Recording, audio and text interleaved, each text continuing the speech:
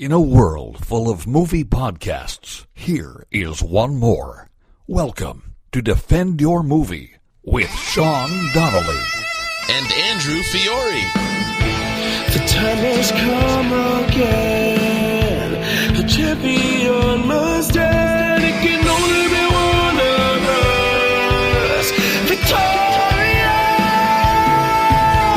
So stand up and fight, my friend. There's a title you must defend. Shut it on and on. Bring it to me. Defend your movie.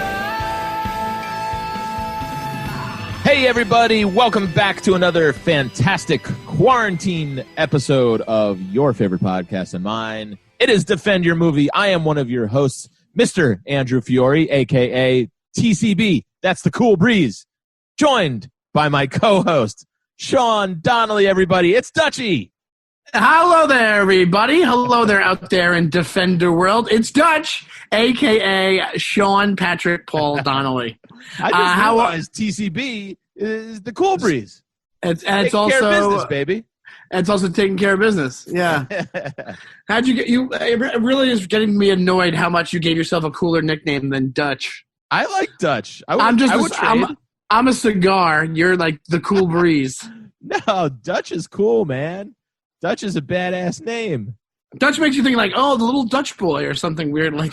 Oh, really? I thought Cool Breeze was so stupid. It's like a women's thin cigarette from the 80s. No, it's not. She smokes Cool Breezes. They're not cool. No, that's Virginia not Slims. Oh, Virginia Slims. Oh, I see what you're saying. Yeah, that'd be a good ad Cool campaign. Breezes, please.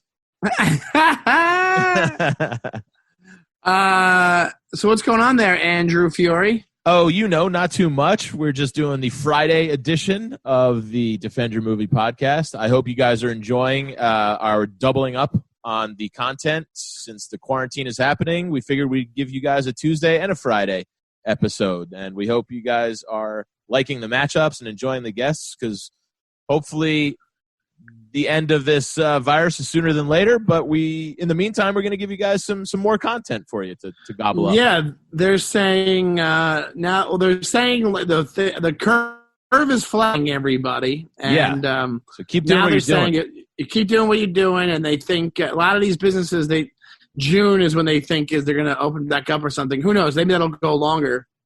But I'm hoping June I could get my head around. If it's July, August, September, I'm gonna throw myself out my first story window. So I'll just get a couple of scrapes, but it's the idea of it. Sean tried to commit suicide. Is he okay? Yeah, he's got a sprained ankle. He's yeah, he's out of his first story window. He's fine. Well, but yeah, like you said, hopefully everybody's dealing with this, mentally, physically it's tough, man. You're laying around for more hours than I'm used to per day, but then it takes a mental toll too, man. So hopefully you guys are enjoying this and it distracts you from what's going on in the craziness of the outside world, because it's really something we've never ever seen before, or hopefully never see again once it's over. Yeah, and absolutely, and I hope that we're able to fill some of your time for this. Like I said, we say at the end of the podcast, let us know what you think of the podcast. Tweet at us. That's at Defend Your Movie on Twitter. We also have an Instagram, and we're waiting for the change of podcast to really ramp up content on that because of a certain factor that we need. But yeah, give us your matchups. People have been tweeting at us at Defend Your Movie. Rate, review, and subscribe on the podcast app. Leave a review. It helps us out. We need a new boost. We got some new stuff coming. We're having a blast doing these. Give us whatever ideas you can give us and what you've seen, what you've watched, what you think will match up well, and just let us know, Yeah, for sure, man. So before we get this, I was texting with Shawnee earlier, and I had this movie on that I caught the end of last night, and then for some reason it was on again today, so I got to see the full thing, and it lined up perfectly on our What Did You Watch segment. It's called The Boost, and it's 1980s James Woods and Sean Young, and the description is basically a happily married couple moves to L.A. to pursue the husband's job. He gets introduced to the LA scene in the 1980s, and they become cokeheads, and then that's the movie. That's all it was. That's the whole movie. That's the entire movie. So there's no murder, there's no espionage, there's no theft, there's no Grand Theft Auto, there's no heist, there's no nothing. There's nothing. It just basically, it follows the formula of we lived a great life, moved to L.A., got a great job, made a lot of money, got hooked on coke. James Woods started beating his wife. She left. It ends with him. Oh, okay. So the whole thing desperate. it's about their marriage. Yeah, for the most part. It's basically his just descent into the world of cocaine further and further. There's a lot more. I mean, they lose a child. It was so bad, dude. Like, it hit all the cliche kind of coke things, like the fast talking. And, Like super 80s. Yeah. It's just the nose thing, the guy with the flittering fingers over the nose. But guess who's in it? Who? Seinfeld reference. I don't know the actress' real name, but she plays Susan's mother in Seinfeld. Oh, I don't know her name, but okay, Yeah. I know exactly who you're talking about. I saw an episode with her last night. Yeah. Oh, she's in it? What Dude. does she play? She plays a dog sitter. They drop their dog off with this lady, and they get so high and coked up they never go back for the dog. Wow. So just an irresponsible pair of characters. Oh yeah, and Well, let me the tell you thing- this, dude. She looks exactly the same.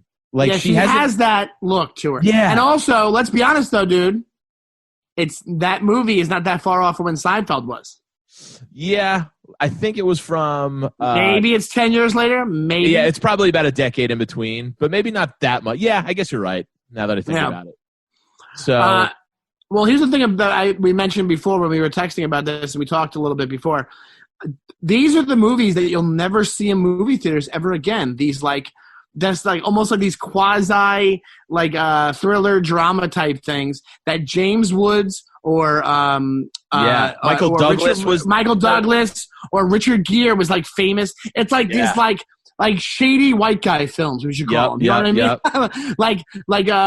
mean? just middle of the road stakes type movies that just aren't going to be in theaters ever again. You know? Yeah. Because one of the ones I thought of when you were telling me about this Coke movie was a movie that me and my dad used to watch called Bestseller. It's actually a really great movie. I'll read you the synopsis. I know it.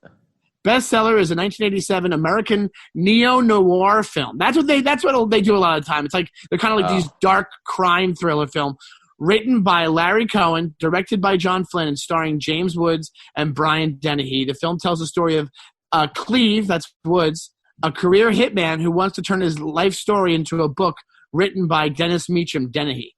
Such a 70s, 80s type scenario. Yeah. A veteran police officer and best-selling author. And then, of course, so then there's a whole plot to it, but you guys should check it out, though, because Bestsellers, I actually want to rewatch it because it's such a cool movie. Right. But like I said, it's one of those things, like a time capsule. You're not going to see the look of that movie. You're not going to see. That's why when people were doing like a brief history of violence or something like that, or what's the other one?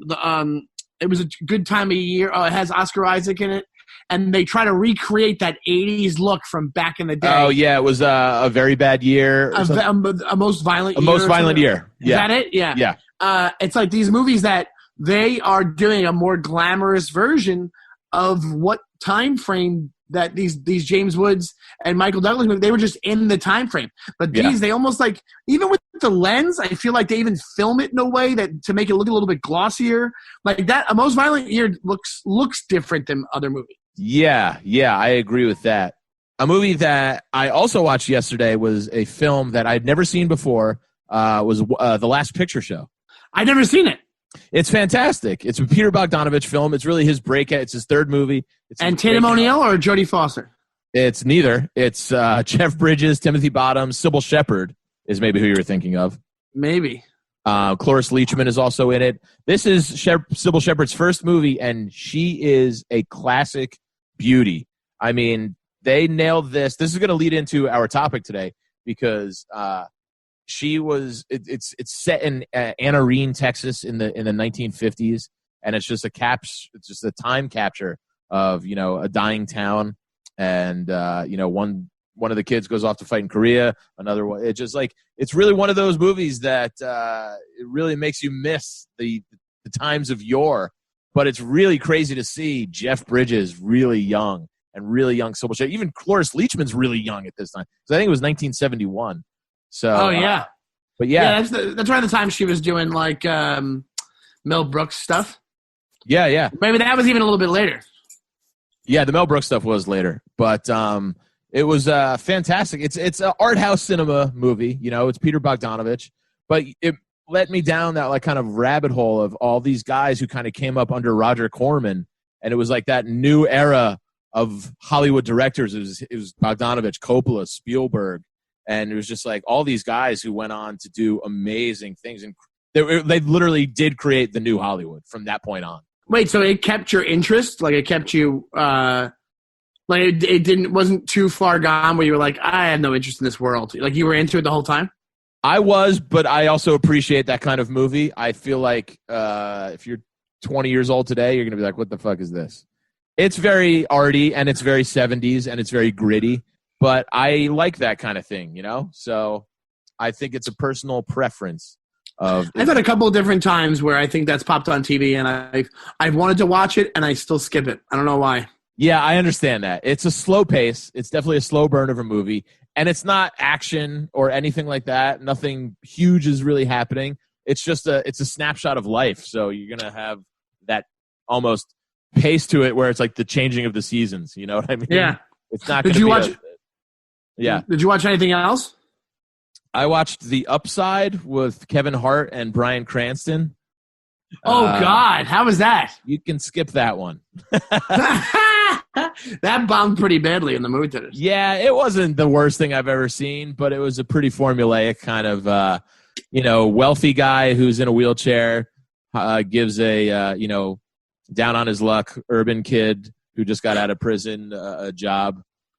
Can we get rid of that plot line of the white person helping out the black, the down on his luck black dude, like or whoever, or even if it's a Latin woman, or it's like, aren't we getting to a point where, not that I'm saying that never probably happened in the history of the world, it probably did, but it was based on a true story, and we're not watching it with the same like. Oh, wow, look at this saint. It's like we're not all watching it the same way. We're kind of watching it with like the socioeconomic view of like, oh yeah, you're both at different stations of your life. This guy kind of didn't have a chance. You did, even with your handicap. That's what I'm taking away from it. You know, like I don't know the movie. I shouldn't talk out of school. That's exactly here. what it is. It turns out they both learned from each other. You know, like one of those. Yeah, just that hokey bullshit. Like I don't mind hokiness when it's done right, but when it's one of those kind of things where it's like that's a little bit, and I don't even know if I like this phrase, and I've used it before. A little tone deaf for the for the kids these days. Yeah, so it's a little bit like whenever it's that's when it gets weird to me when it's like minority like a pity party type of situation. Yeah. Where it's like relax, like let's not go crazy. You know. Oh, I agree 100%. And then just two more quick ones because I forgot to mention these on Tuesday. I watched kind of The Rise of Skywalker. I hadn't seen the last installment of the Star Wars. Buddy, I couldn't even get through it. I thought it was terrible. Everybody hates it. I should bring my roommate in for this I should have him call us up because everybody hates it. I didn't hate it. Here's the thing. I don't mind. This is what I took away from it. I don't mind the reveals of what it is, but it was a mess of a movie. Dude, it was a bad movie. It was acted poorly. They were shoehorning things in for no reason that didn't serve the plot or whatever. I couldn't finish it. I turned it off. And it's kind of a disgrace that that's the last of such an iconic. I know. I took a walk with our pal and guest last week, Greg Stone, yesterday, and he's a huge Star Wars guy. And he was like, I get it. I understand. I was like, all right, thank you, because you're a huge Star Wars guy. And for you to understand that means that I was right. Let me ask you this. Would it have been fixed if it was a 3.5 hour movie? I thought I couldn't even keep up with the acting was so terrible from the same actors who I thought in the other ones did a fine job. I don't know what happened Well, in this one. Maybe the writing, but I mean, 3.5 hours. Come on, why was it supposed to be that long? no, I'm just saying it could have fit. It could have been spaced out better. Oh yeah, I don't know. And man. you could- I didn't even kinda- see how it ended. Well, my theory is this: they should have had J.J. Abrams do all of them and just waited till he could do it. Because by making that second one, which I didn't mind that much, the second one, but having Ryan Johnson do that, there's plot devices and Yeah. storylines in the second one that get knocked down to one little line of dialogue in the third one. There's whole characters. That character Rosie or whatever her name is, she just becomes a background character. She was a major character in the second one. So it's kind of disheartening. The only saving grace is I was in LA when it came out. I saw it with my brother-in-law and my nephew, and I never went to the movies with my nephew before. Oh, that's cool. So I was excited to see him see it. And he did like it. You know, if you're a kid, you're going to like it anyway. It's all Star Wars stuff. Of course. Because his dad, my brother-in-law, worked for George Lucas before he sold the company. Oh, very cool. And so they're a big Star Wars family. So it was actually it was special for me even to go to that movie with my family. And then, okay. But I know that it's not good. I know it's not good, but I'm still like, I want it to be good. Of course, because you have an emotional connection to the whole franchise. Yeah. And I'm not like, I'm not Greg Stone. I'm not like he's. Neither am I, but I love the originals, man. That was a big part of my childhood. I was diehard when I was a kid. Yeah. But it's good that you saw it, though. Yeah. And then finally, last night, I just was bored, so I bought Birds of Prey, the Harley Quinn movie. Oh, how was it? Also not great, but not the worst thing I've ever seen. I thought it was better than what was the ensemble? Suicide Squad? Oh, I heard that. I won't even see that movie because I heard how bad it is. Suicide Squad was bad. I watched it on a flight, and it was not even great for a flight movie. But Margot Robbie can carry the movie. She does a great Harley Quinn, which I think is fantastic. good. Because she kind of bases it on the animated Batman series, which was a lot of Joker and Harley Quinn, and it's kind of a throwback to that. But some of the ancillary characters, like they had the Huntress, who was Mary Elizabeth Winstead, who I love as an actress. Her character and plotline was kind of corny. Like and then boring? They had Rosie Perez plays like the Captain Montoya, who is the police captain who kind of ends up helping them. I'm Captain Montoya. Yeah, and I'm Rosie Perez. I'm playing Captain Montoya. Freeze! It's the Stookies. Freeze, Harley Quinn. And then I thought they were doing a good job of it the whole time, but then There's nowhere to go. There's nowhere to go. I just want to keep interrupting you with my bad Rosie Perez impression. No, please don't. But there's nowhere to go, Harley Quinn. They couldn't help themselves. At the end, they had to make it girls are better than boys, and this is come on. What do you expect? No, but I was hoping they wouldn't kind of make it so obvious. They were doing a really good job of it up until the movie was paced very weirdly. It starts, it goes, okay, we got to go back. They do that like 3 times in the first half hour. You're like, well, that's what Deadpool does. Timeline. It's not fucking linear at all. Deadpool does that.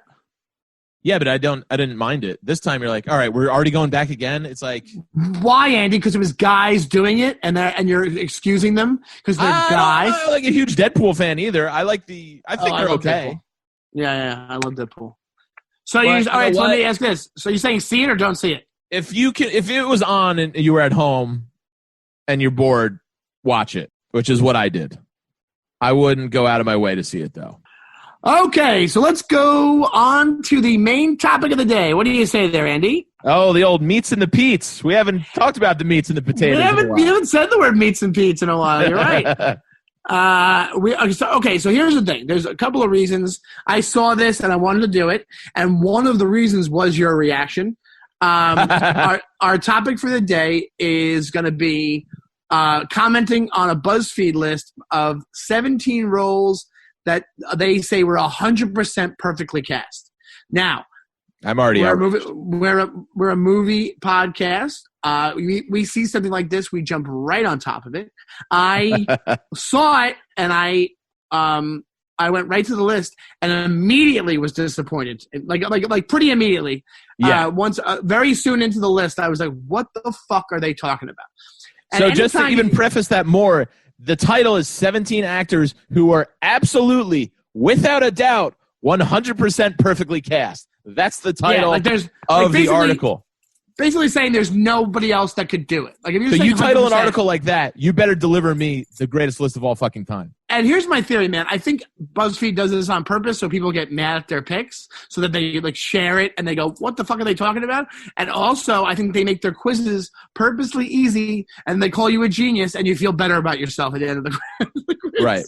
Right. Because I've taken about 6 BuzzFeed quizzes, and I've done really well, and I go, I'm pretty good. I'm a good guy. I'm good. I'm pretty smart over here.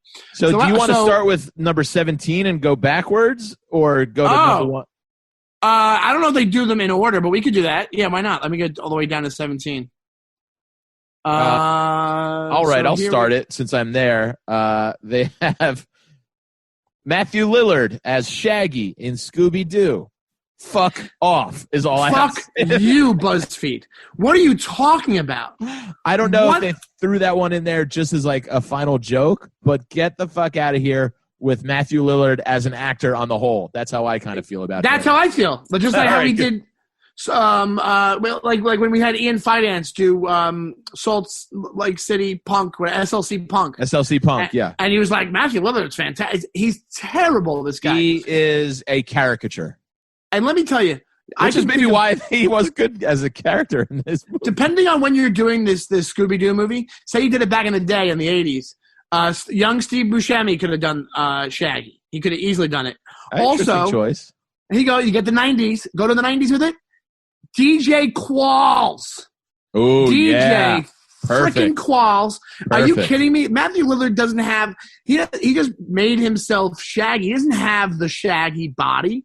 He's like a kind of a built dude, and he probably got skinnier for the movie, but it's like, first off, and also this isn't one of those things that people are wondering, was Scooby-Doo perfectly cast? I know. Like nobody's ever had that discussion ever. Like I guess when they're trying to do like, oh, it's going from cartoon to movie. But, like, to be honest, they screwed up left and right in that movie because Shaggy stinks. They have Freddie. It's Freddie like it was Prinze- Jaws 2. They Yeah. screwed up left and right at every turn on the set of Scooby-Doo. They do that. Freddie Prinze Jr. as Fred or whatever his name is. That's Yeah. what you want. That's way off. You're way off on that. One. Yeah, I remember Fred being an all-American blonde kid, not a Exactly. fucking Latino. If it would have been funny now. If they did Fred now or a couple of years ago, you have Zac Efron in a blonde wig. That'd be funny. That'd be good. Yeah, that's a Not good one. Freddie Prinze Jr., whose dad's famous for being like a Latin, he's a very famous Latin comic. Yeah, I know. Such a joke. So if you put Matthew Lillard, if anybody has We've already anything, spent too much time on this one. yeah, anything on him is wrong. So there I you didn't go. hate We're already- SLC Punk as much as a lot of other people did. I liked it Hated in it. college. because I was one of these people in 7th grade where I was like Sex Pistols. But here's the thing: I have a very real understanding. Like, if you, I think we can have a discussion of what punk is. And I know the whole idea was supposed to be it was suburban punk, but still screw that movie because they tried to make it hard edged, and it sucks. That movie sucks a fucking dick. I get so mad at that movie. That movie is so low quality movie. Oh, I don't even want to talk about it. Oh, that's so funny how it sets you off. I haven't seen it in probably at least 15 years, maybe not since college. So almost about 20 years now. But I would like to see with my mentality where I'm at today versus where, because I remember watching in college and be like, that was all right. Put it this way. If you like SLC Punk, I don't trust your music taste. How about that? I don't trust that you actually like, because Ian was on and he did it, and Ian likes a bunch of good bands, but I don't know if he actually likes them. I think it might be a phony baloney situation because it's like if you like SLC Punk, that's not for real. So Yeah. what's going on here? It's such a bad movie. Oh, good Yeah. little inside information there. All right. Well, I don't know for sure. I love Ian, but that movie is garbage. All right. You want to do number 16? You want to intro 16? Sure. This is actually, they're more on point with this. Andre the Giant as Fezzik in The Princess Bride. Now, you want to talk about a fantastic movie. I was going to say, you want to talk about the most overrated movie of all time. Just look no Are further than The you- Princess Bride. Are you stupid? Dead serious. do No, we have I to think end I'm the quite podcast? intelligent. Are It you is. out of your mind? No, this is a movie that people love from their childhood, just like SLC Punk. You go back, you watch it, you go, I don't get it. I just don't fucking get it. Wait, when did you see it for the first time? Probably older than I should have. I wasn't a kid. Just Dude, because you saw something as a kid doesn't make it a good movie. Dude, it's turning a fantasy movie on its ear. It's self-aware. It's funny. It's well written. It's got great people in it. Carrie Elways is the best thing he's probably done. Not for me. It's an actual funny, tongue-in-cheek storybook movie. The premise of it, I don't think has been done since then or before. As far as like not overrated. No way. No Completely way. overrated. No, Peter, what's his name? Falk was great as the grandpa. Fred Savage was really a cute kid in it. That was a weird. Carrie That was a Elways- very. That was a very weird homoerotic relationship there. I didn't care. What? For Oh, you have some family situation or something because I got grandfather grandson from that relationship, no, and actually- some creepy guy. and not like a cheese ball drug commercial. He's like when the grandpa's having trouble breathing and he goes. Having trouble. He goes, I huff and I puff. He goes, he's just like you, Grandpa. That kid's a little shit. I don't believe that. I don't know if anybody's seen that commercial, but for whatever it's called, whatever that medicine is. Well, I'm going off on a tangent. I never liked Princess Bride. I'm never gonna like Princess Bride. Well, But what do you think as about far as Andre casting Andre the Giant goes, yeah, sure, he's a big doof. I'll give that. Was he mentally handicapped guy in this? No, he's a giant. No. It's a French accent, you maniac. Yeah, he is French, I think. Yeah.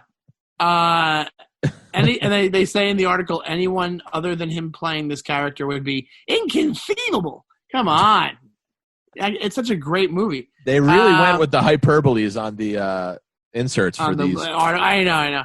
But when it comes down to the Giant, I would say he is perfectly cast. I'm trying to think of – you don't like the movie, so you're not going to think of somebody who can play him.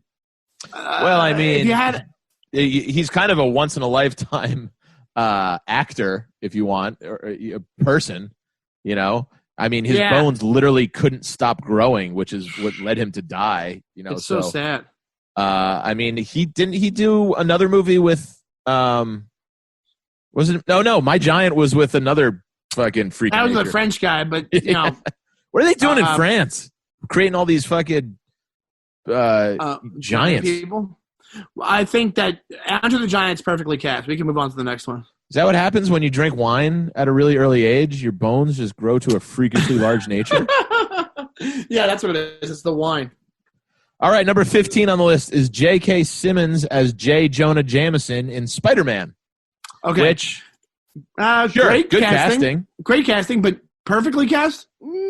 No, the only thing that makes it perfectly cast, if you're going to say that, is what he does with it.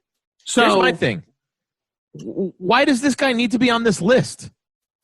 It's not like it's one of the most famous, iconic roles of all time. Right. It's like if a you small do role and a recurring character in the Spider-Man series, yeah, he's fine, but it's like it's not fucking Marlon Brando as Don Vito. It's not fucking, you know what I mean?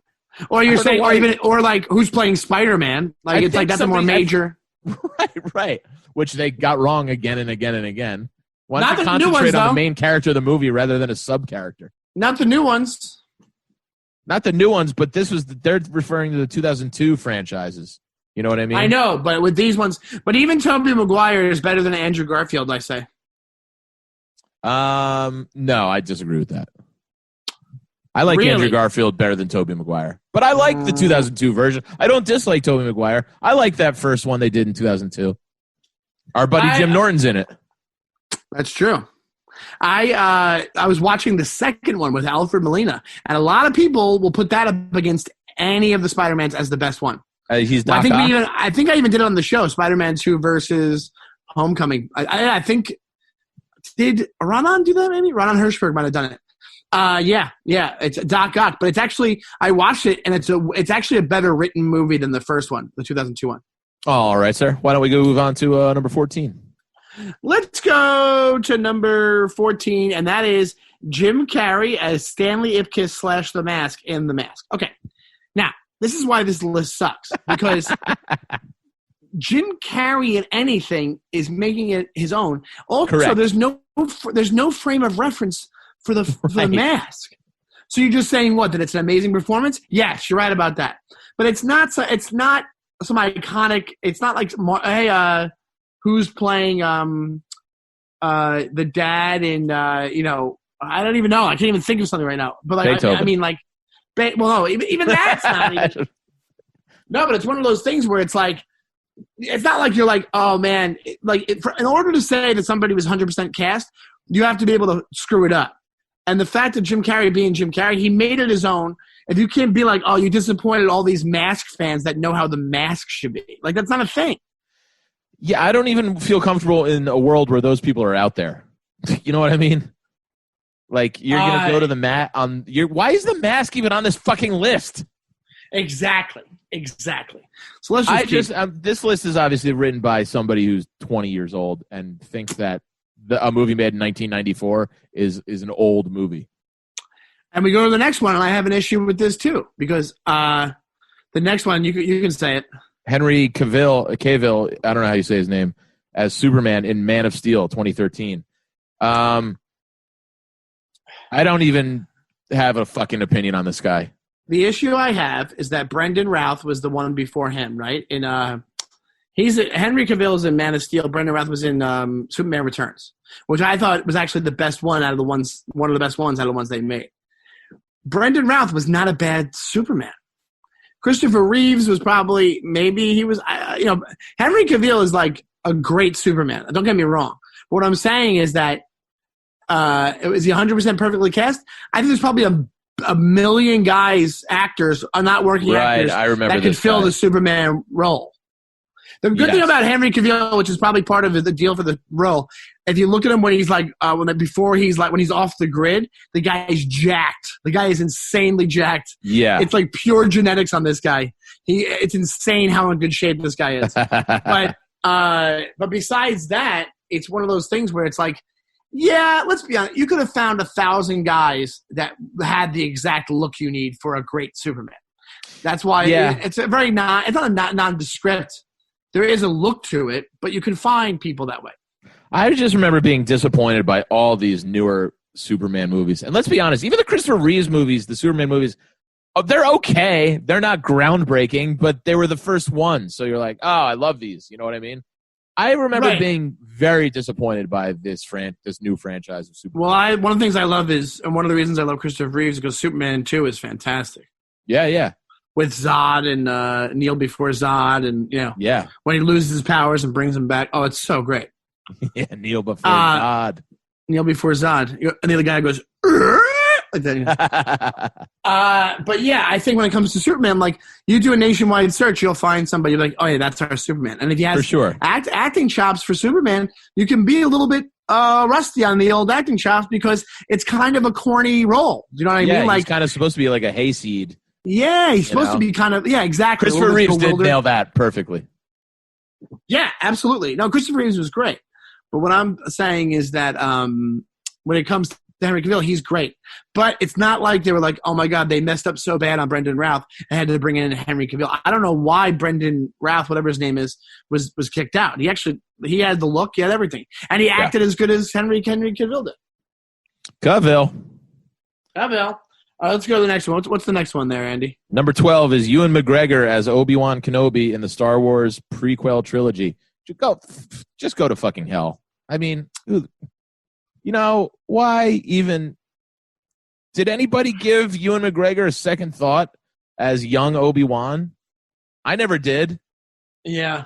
I don't get this fucking list, dude. Once again, you could have had multiple English actors.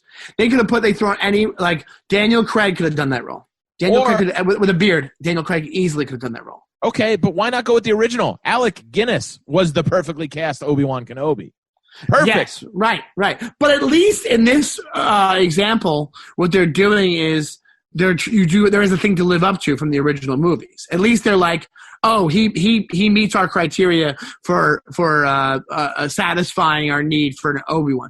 And don't get me wrong, the guy's good, but 100% perfectly cast? No. I think that you could have had multiple people do this. Exactly. Ewan it's McGregor's insane. also in that Birds of Prey movie. He gets miscast a lot now that I think about it. Ewan McGregor as an actor. I like him as an actor, but he gets miscast a lot. He was in that Dr. Sleep movie, and he was fine, and the movie was fine, but it was still like, if you cast this just a little better, it would have made it a much better movie. And I'm not trying to take anything away from him, because I do generally like Ewan McGregor. But sometimes I often go, really? You chose Ewan McGregor for this role?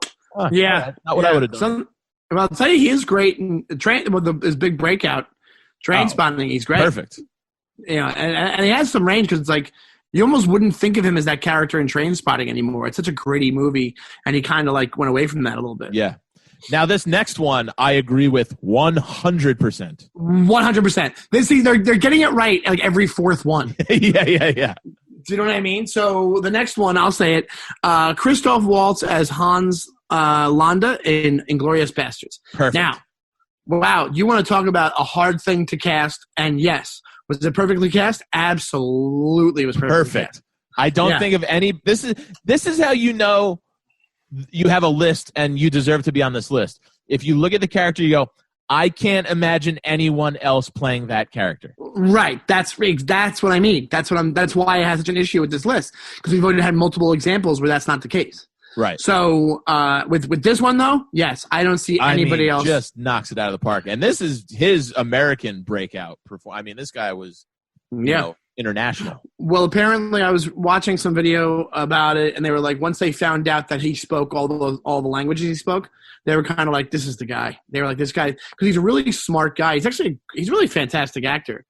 I think, it says he became fluent in French, German, and Italian for the film, which is insane. Like, you don't see a lot of is that true? That's what it says in the insert.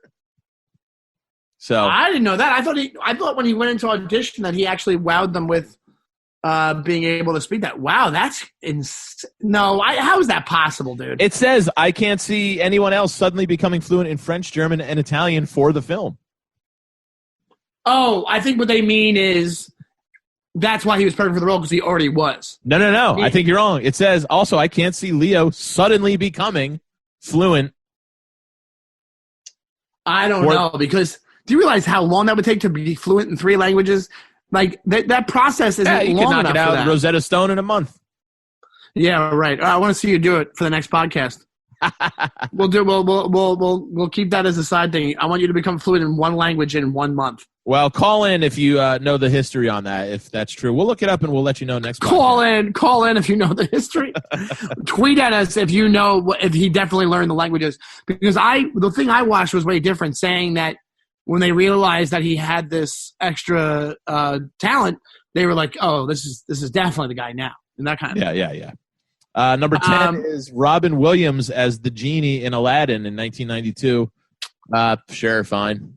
This is a voice thing, you know. Yeah. And it's also a thing where, to be honest, it also depends on. Yes, I think Robin Williams is perfect, is really well casted in it. But could you almost? I guess so. I can almost. I'm going to be hated, I think, right now on the podcast. You could almost see, like, if somebody told you The Rock did it, they reanimated it and had The Rock, would you be upset? No.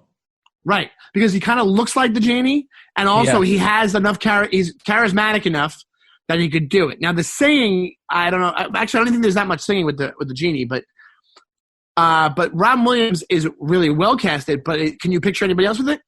Yeah. I could see the Rock if they redid it and The Rock did it. That's not a bad. In fact, when they did the live action one, it should have just been The Rock, not Will Smith.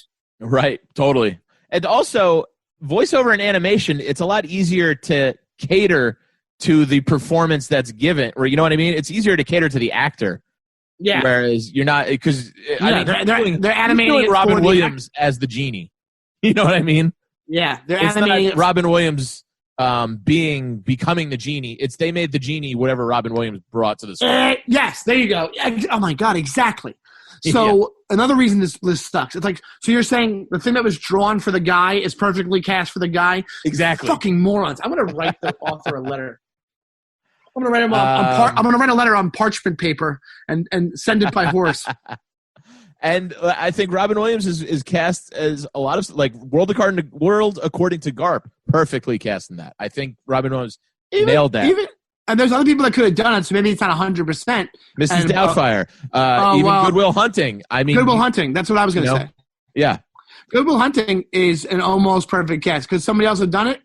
It wouldn't have been as interesting. Like you could see William Hurt in that role. I could see other actors in that role. I think he brings what's always, like you said, people are going to maybe hate me on this, but I've always kind of leaned more toward Robin Williams, his dramatic roles when he just uses a soft touch to things. He's so good. He just Awakenings is great. Dude, in Good Will Hunting, he just plays that psychiatrist character with such a soft touch, and it's, I think, one of his best performances ever. When he does the I'm crazy Robin Williams, bouncing off the walls, I go, all right, dude, I get it. I can't watch this, you know? Yeah. Well, I guess you don't have to worry about that anymore. Huh? Don't got to worry about that anymore. Andy, sorry to inconvenience you. The guys are trying to entertain people, Andy, and I guess that's just putting you out too much. I just want to make people laugh. And he killed himself. But that's all right, Andy. You live your life. Don't worry about it. So the next one I agree with them on, but there's a little bit of a caveat. The next one, I'll say it. Rosamund Pike as Amy Dunn in Gone Girl. Now, I do think that she's perfectly cast in this movie because she rides how much you have to love her, hate her. This actress is amazing at that. But very good job. Very good job. But the caveat is she's enough of an unknown that I have no other frame of reference from other stuff to realize exactly that what she's I was perfectly say. cast for this. Yeah. And if we're going by I can't see them casting anybody else in this, I could see them casting somebody else in this and them getting it right. Yeah, you could see back in the day, and this is also, she didn't even do many movies. I don't know if she has the chops for it, but Lara Flynn Boyle, I could see the 90s. And a lot of these movies, and the reason I bring up people from different time frames is because a lot of these movies, these scripts are around for 20 years, 10 years before they're made. So some of these actresses were probably considered before. I could see there's a lot of women that could have done that role. But the fact that she was unknown made it so much more of a pop when she turned out to be who she is in the movie. And she's fantastic. Very great, amazing job. Amazing.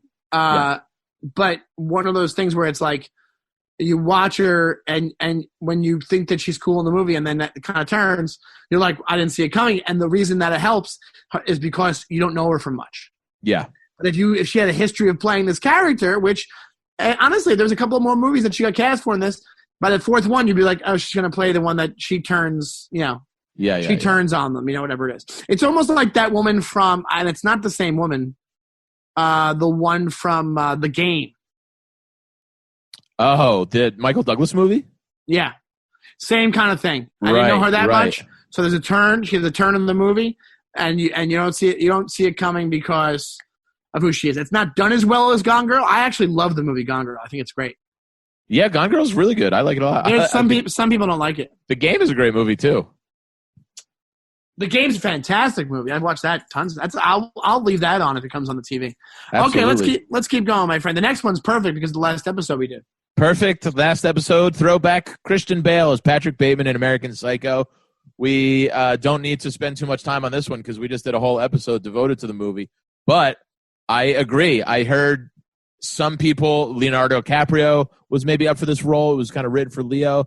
Never made it work. And Patrick Bateman got in shape on his own to do this. And, I mean, yeah, it's perfect. You mean Christian Bale? Huh? You mean Christian Bale? Who did I say? Patrick Bateman. Oh, Patrick, yeah. Christian Bale. Sven Jolly. There it is.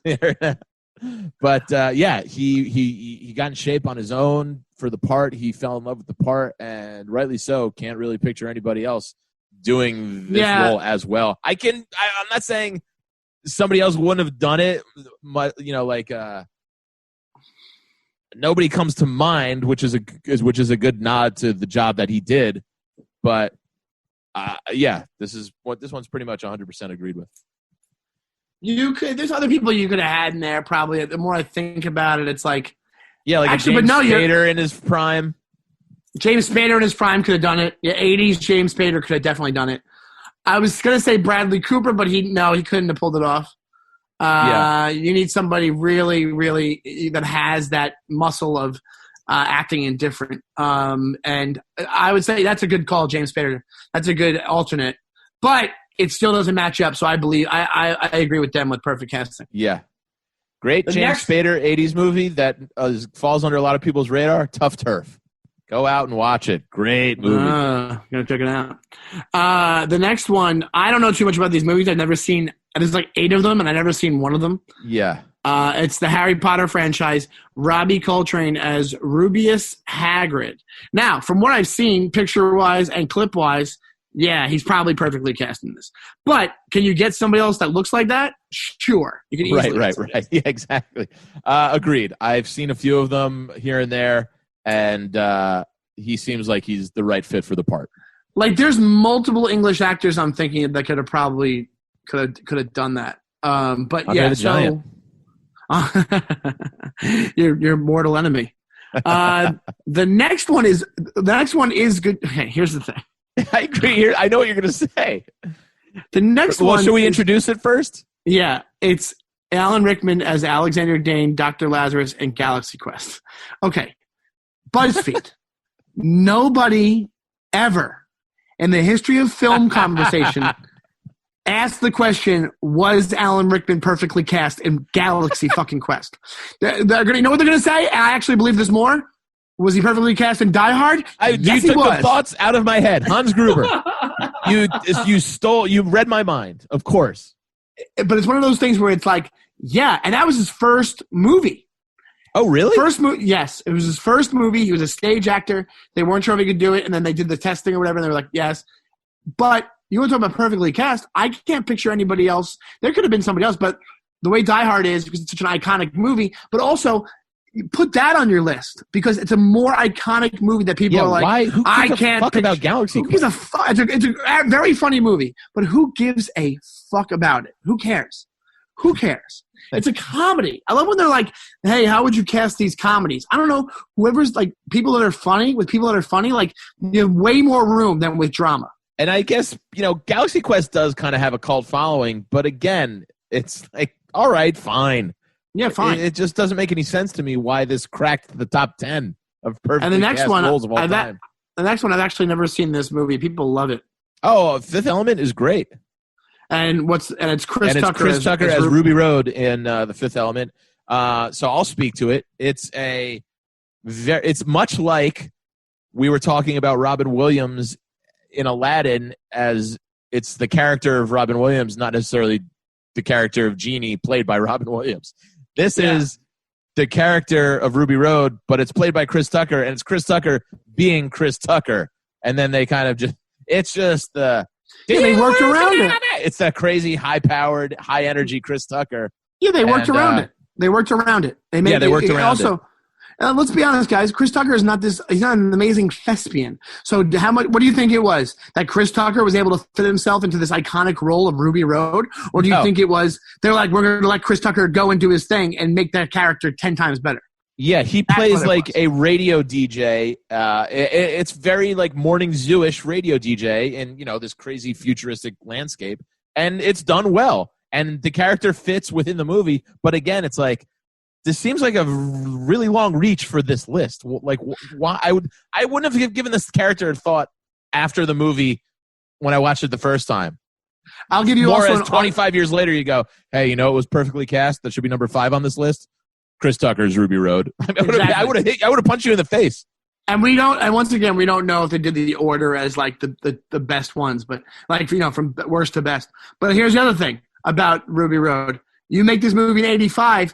Guess who you put in it? Lamar from Revenge of the Nerds. How about that? Same thing. Maybe even better. Who knows? But you I make it love Lamar. when he had a little bit of heat on him. You put that guy in this, and guess what? You're gonna get an awesome performance.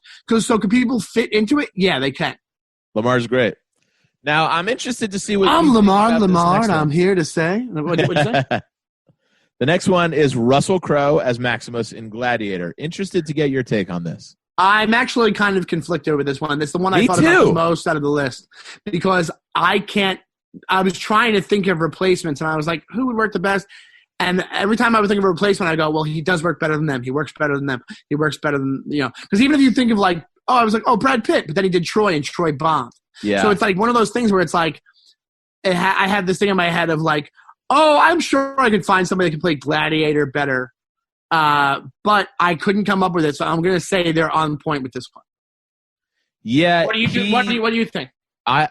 The Rock immediately popped in my head, but I don't think he's dramatic enough because it's a very dramatic movie as well. Yeah, and he's and come on, obviously Russell Crowe's a better actor than The Rock. Yeah, but I'm conflicted as well, so that leads me to believe they got it right. Yeah, I don't have that feeling of he was the only person built for this role. It was the role he was born to play. It's a pretty iconic role at this point.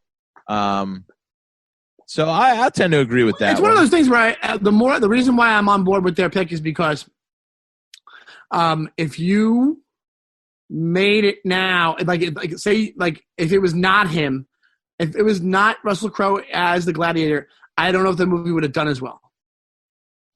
Agreed. Yeah. Are you not entertained? Are you not entertained? All right. Number 3 on this list is another head scratcher for me. This is where I check out. This is where I fucking check out with this list. Are you how bored are you in your quarantine, BuzzFeed writer? That you say who it is. Say who it is first, Andy. It's Vincent D'Onofrio as the Bug in the Edgar suit in Men in Black. Who cares? Who cares? Shit. Who cares? You could CGI this role. You could CGI it. Besides him being like the farmer for 10 seconds as a guy, you could CGI the rest of the frickin' role. Can I just read you the insert to what this writer put in? And this is when I would kick this whoever wrote this in the groin for being this convicted about your feelings toward Vincent D'Onofrio in Men in Black, which I like as a movie overall. I think it holds up. It's a funny movie. It's a great buddy cop movie, and I think what do you call it? Not Harvey Keitel. Tommy Lee Jones and Will Smith are perfectly cast as the two guys. Yeah, those guys are perfectly cast. That's the thing. Why not make it Tommy Lee Jones? I can't picture Tommy Lee Jones, but anybody but Tommy Lee Jones in that role. And Will Smith, this is perfect. It was peak Will Smith. They hit him right at his prime. Yeah. Great casting. Here's what the writer wrote. The fact that he wasn't even nominated for an Oscar for that role is plain and simply a crime against humanity. Okay, I didn't read that. Now it makes me think this whole list is a joke. He goes, think about it. We all, cinephiles at least, the fact that you're calling yourself a cinephile, fuck off, are intimately familiar with who Vincent D'Onofrio is and what he looks like. And yet there isn't a moment in that entire film when we aren't wholly convinced that he is anything other than a cockroach wearing human skin uncomfortably. Actors get Oscars for playing humans with human problems. Not that far of a stretch for a human actor, but Vincent played a bug stuffed inside of ill-fitting skin convincingly, and we all snub him because we don't take comedy seriously. Slap yourself, Academy. Slap yourself right in the dick. Well, you should be fucking slapped in the dick, which I'm questioning that you even have for making I think I'm list. I'm going to tweet at this person.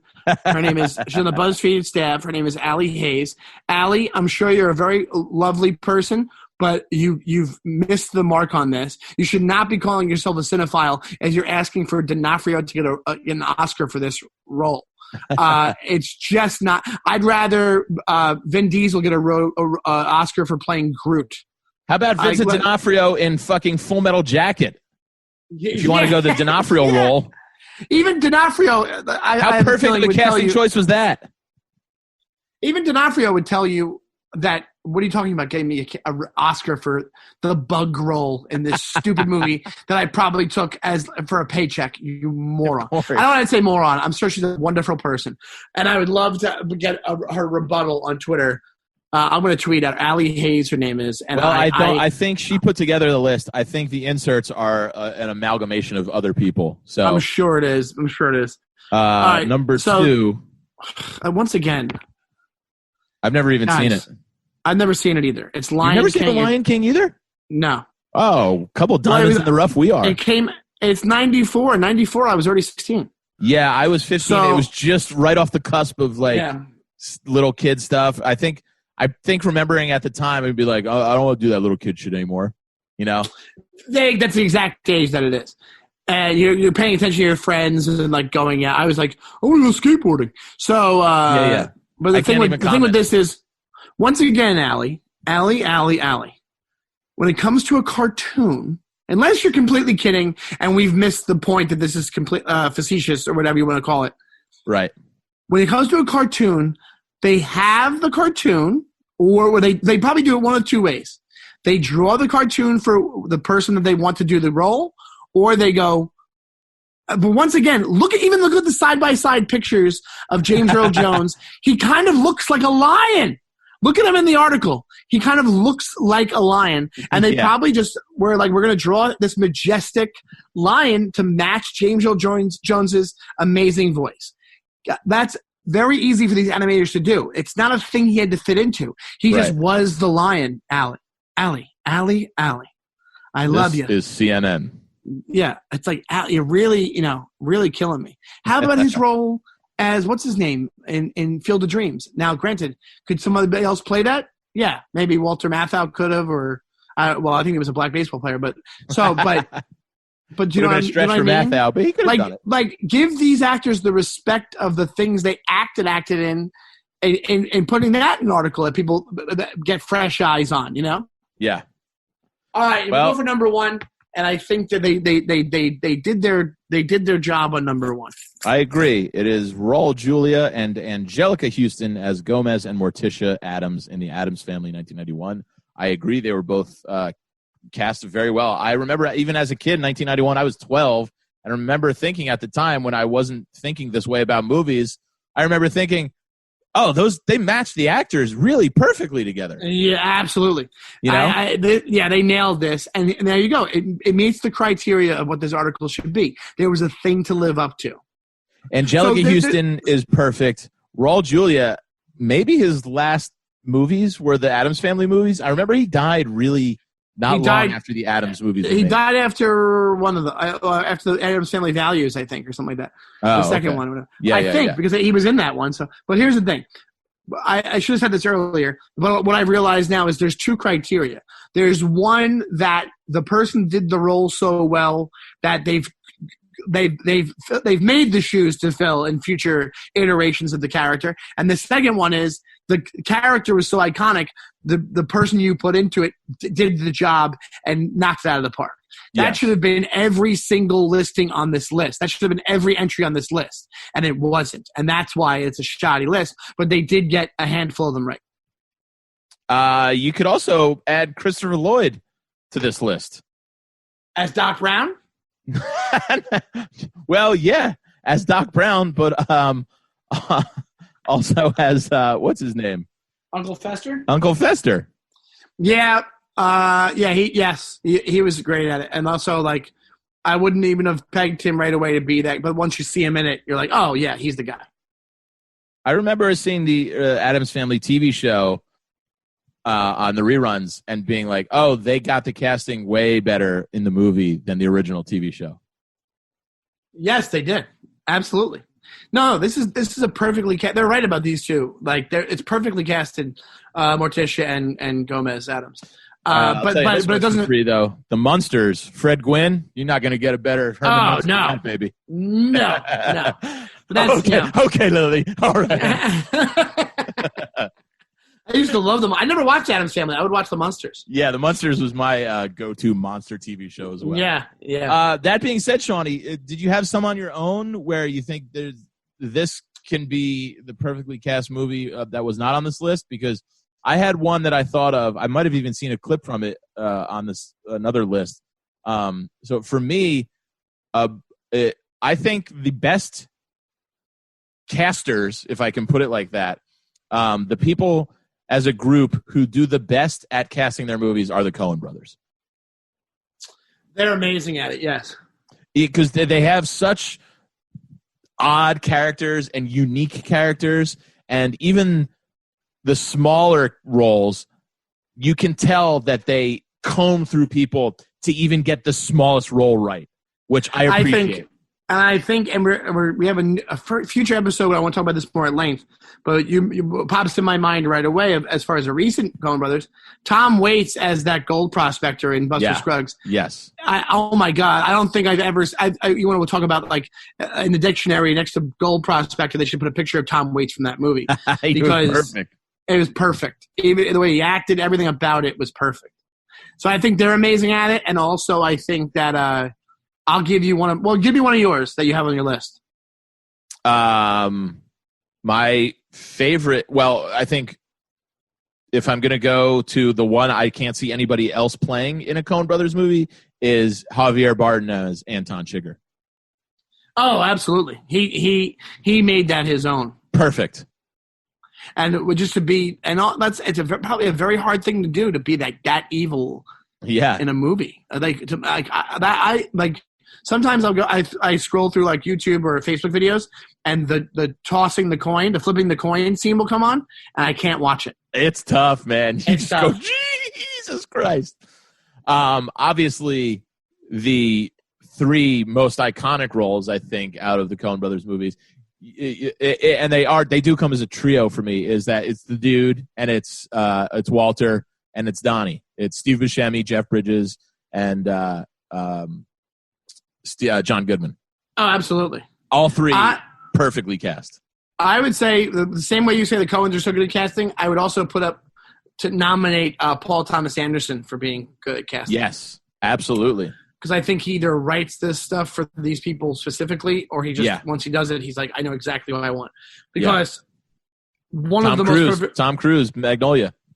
One of the most perfectly Tom Cruise in Magnolia, and also Jason Robards in Magnolia are two of the most perfectly casted roles I've ever seen in any movie in my life. So when it comes to Paul Thomas Anderson, he's obviously, even if you want to say Mark Wahlberg and Boogie Nights, wow, talk about just writing for a character and just picking it up with the casting. It's just perfect. But Burt Reynolds kind of had a career resurgence with that role, and you go, I can't see anybody but Burt Reynolds playing that role. Really? No, yeah. I could. There's probably a couple I could go to. One, who's a really good casting that's outside what we're talking about? The priest, and I forget his name, and he's dead now. Amazing character actor, the priest from Rudy. The priest from Rudy is perfect as a priest at Notre Dame. I can't even conjure up an image of him. I forget his name. And he's been in a bunch of stuff. He was in Mrs. Doubtfire. He plays the other guy she goes to dinner with on the same night she goes to dinner with the family. And she messes up and wears the Miss Doubtfire outfit. The head of the TV station in Mrs. Doubtfire. Theodore Edmund Joyce? I'm getting a lot I think it's a... Oh, I know who you're talking about. Yeah. That guy's great. And he's such a great actor, or was such a great actor. But him and Rudy is one of the perfectly like side character cast things I've ever seen. Now here's the thing, man. We mentioned 4 major roles probably in the past 5 minutes after the list. Why weren't any of those in her list? Those are no-brainers. Tom Cruise in Magnolia is a no-brainer to put on that list. Well, that's why I said I think like this person was born in 1998. I think she's younger, but if you're a cinephile, if you're a cinephile, you should know the history of films. And also, Magnolia is 2004. It's not 1965. Yeah, exactly. Yeah, but I think that I think we could do a whole episode of perfectly cast. Maybe we do that one day as a bonus set. We have a list of people we didn't even talk about that are our own list that we put online to battle her list. Yeah. But Shawnee. Yeah, buddy. I think we exhausted this topic. We did like over an hour on this thing. Yeah. But hey, but I'm passionate. I think I'm passionate about acting. Me being a thespian myself, I've done a couple acting jobs, Andy, and I know the work that goes into it. You got an IMDb page, buddy. Yeah, when you play mechanic number 1, you know that you or in my case, security guard number 1, or loud bar patron number 3, or cop. Or cop, fat bearded cop. You're a good actor, man. You are a very good actor. Oh, thank you, buddy. I appreciate it. I'm okay. As long as I'm only saying 1 or 2 things, I'm fantastic. You know? If you get me into a real acting, I shit the bed. let's thank you guys so much for listening to this Friday edition of Defend Your Movie. Defenders, we love you. Once again, tweet at the show. That's at Defend Your Movie. Also, tweet at me and Andy in the same lot. That's Andy is at Andy Fiore on Twitter, right? That's correct? That is correct, sir. And I am at Shawnee Time on Instagram and Twitter. What else would you like to defend? I mean, to plug, my friend. Well, no live show dates. Hopefully, stand-up comedy and the world in general, as we know it, comes back sooner than later. But I also have a Sirius XM show on Raw Dog Channel 99. It's called The Raw Report. And we have a fun little interview show that we do every Thursday at 4 p.m. And I know we mentioned this on Tuesday, but it's worth mentioning again. Right now, if you're sitting at home, you can get SiriusXM for free if you go to SiriusXM.com/free trial. 3 month. There's no commitment. There's no credit card things. And you can hear our other side projects. Me and Shawnee both have shows on there. So you might as well take advantage of it while you can, Yeah, I have a show called Celebrate, which Andy has done. And it's the same thing for Celebrate. I'm going to be posting a link where you can do the free streaming during this time on my social media. So look out for that. And you'll be able to listen to Raw Report and Celebrate on the app. Back episodes. Everything. On-demand stuff. And, it's music. It's sports. It's everything. It's great. It's awesome. Andy, thank you so much for doing this, buddy. Always a pleasure, my friend. And we'll see you for the Tuesday app. We're gonna keep these things rolling out, guys. We're having a blast with them. Please, at Defend Your Movie, subscribe, rate, and review. At Defend Your Movie, tweet at us matchups, and we'll match some things up. We can find people to fill the roles. We'll match them up. So, perfect. We can perfectly cast the matchup. We'll match it up. And this was a great episode, a lot of fun. Let us know what you think, and we'll see you guys on Tuesday. Thank you so much, and have a good one, buddy. Bye-bye.